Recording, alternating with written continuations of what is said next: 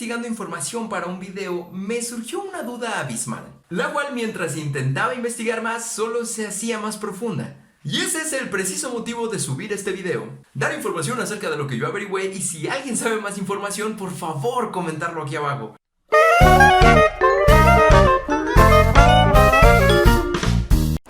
Bienvenidos a otro video del estudio de las creencias, un video que demuestra que hasta el tipo de fe se separa. A nosotros los cristianos nos queda muy claro que no somos católicos, no vamos a misa ni tenemos santos, curas o padres. Pero quise investigar un poquito más a fondo de cómo es que somos diferentes si es que adoramos al mismo Dios.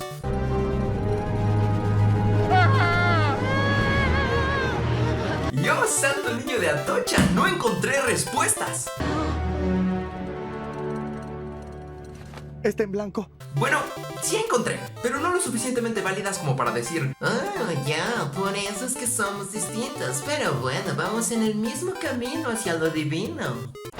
Podemos iniciar con lo que es más perceptible a sencilla vista. Cosas como que los católicos tienen misas y los cristianos tenemos reuniones. Podrían parecer la misma cosa, solo con diferente nombre, pero en realidad son muy distintas. La palabra misa viene del latín misa, que es el pasado participio de mitere. Y para no hacerlos bolas con toda la investigación como la que me hice yo, la misa básicamente se hace con el propósito de despedir a los fieles porque el ruego al Señor ya fue hecho. Es básicamente, ya le pedimos a Dios por ti, ya se acabó. Yo no lo entiendo. Las reuniones cristianas, por el otro lado, se hacen con el fin de alabar, exaltar a Dios y tanto agradecerle por las bendiciones que Él nos ha dado como para aprender nuevas cosas para mejorar nuestras vidas. Otra diferencia es que los cristianos no tenemos templos súper grandes y con súper acabados finísimos financiados por el gobierno, aunque sería muy útil. Pero chance y los decoraríamos diferente. En las misas se pide dinero con la limosna, que supongo que es el cambio, la morralla que traigas disponible o lo que le quieras dar a la iglesia, mientras que los cristianos tenemos el momento de los diezmos y las ofrendas. Esto se hace en base a un principio bíblico para que Dios pruebe nuestros corazones y nosotros podamos demostrar que Él es más importante que el dinero. El diezmo es el 10% de cada ganancia que recibimos que damos como agradecimiento de lo que Dios nos bendice. Y la ofrenda es, pues, lo que tú quieras dar. Esta se rige bajo la ley de la siembra y la cosecha. ¡Pero igual nos quitan el dinero! ¡Son unos ignorantes! Ahorita no puedo empezar, porque ese es debate para otro video. Otra cosa es que los católicos adoran a santos como si fueran deidades. Y hasta tienen sus especialidades como los dioses griegos para que puedas saber a cuál rezarle. Por el otro lado, los cristianos solo tenemos como divino y digno de adoración al Padre, al Hijo y al Espíritu Santo, al único y verdadero Dios. Claro que reconocemos que a lo largo de la historia han habido muchos hombres y mujeres que han servido a Dios de una manera increíble o han hecho sacrificios impresionantes y por supuesto que son dignos de ser recordados y hasta admirados. Pero no son más que seres humanos comunes y corrientes como tú y como yo. No son dignos de ninguna adoración.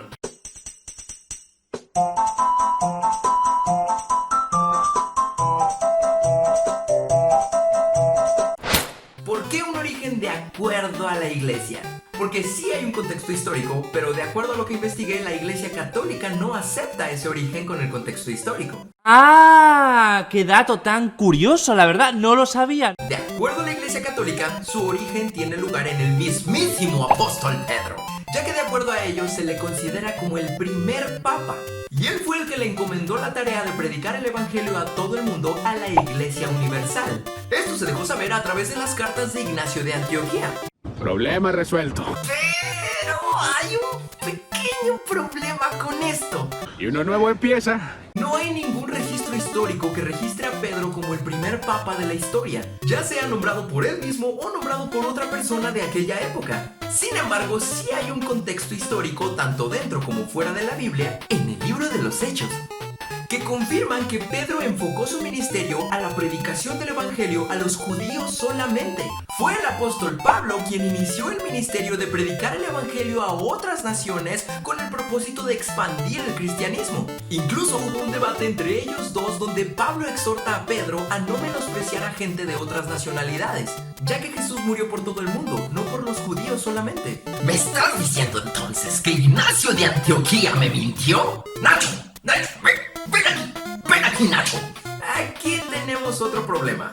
No hay confirmación histórica de que Ignacio de Antioquía haya existido. No se conoce cuándo nació ni cuándo murió, no se conoce su lugar de origen, ni se reconoce quiénes hayan sido sus familiares para ubicarlo en una línea del tiempo específica. Se le dice de Antioquía porque, de acuerdo a una de las cartas, iba en camino hacia allá para ser crucificado. Para colmo, las cartas, aunque sí han sido preservadas, no sirven como una referencia cronológica. Tienen un carácter mayormente motivacional y no hablan de tiempos en sí. Ya basta de tanto engaño.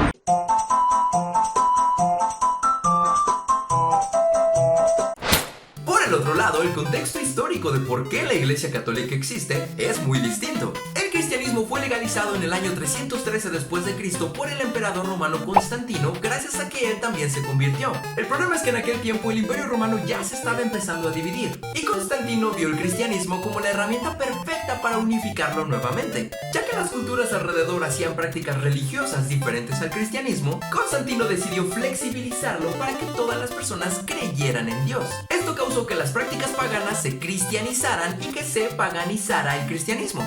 ¿Enviaste la receta? Y esto es a lo que se le llamó el catolicismo, la Iglesia Universal. Y esto es muy importante porque significa que el catolicismo se ha moldeado de acuerdo a cada cultura a la que ha llegado. Y esto es precisamente lo que la Iglesia Católica no está dispuesta a aceptar, que en realidad su origen y sus prácticas no son santas ni divinas, sino que el catolicismo fue creado con fines políticos. El único monstruo aquí eres tú.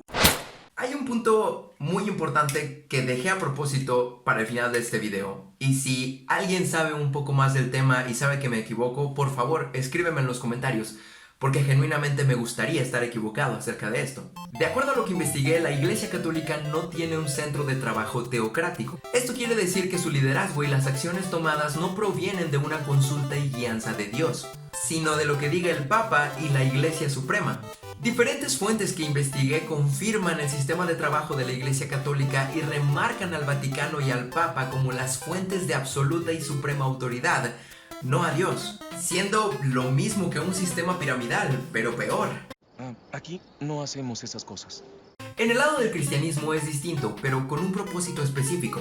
La mayoría de las congregaciones tienen cobertura de alguna otra congregación con el propósito de rendir cuentas sobre el trabajo que se ha hecho. Todos debemos guiarnos bajo lo que Dios nos dice, pero también Dios nos recomienda tener a alguien humano y sabio a quien poder rendirle cuentas de lo que estamos haciendo.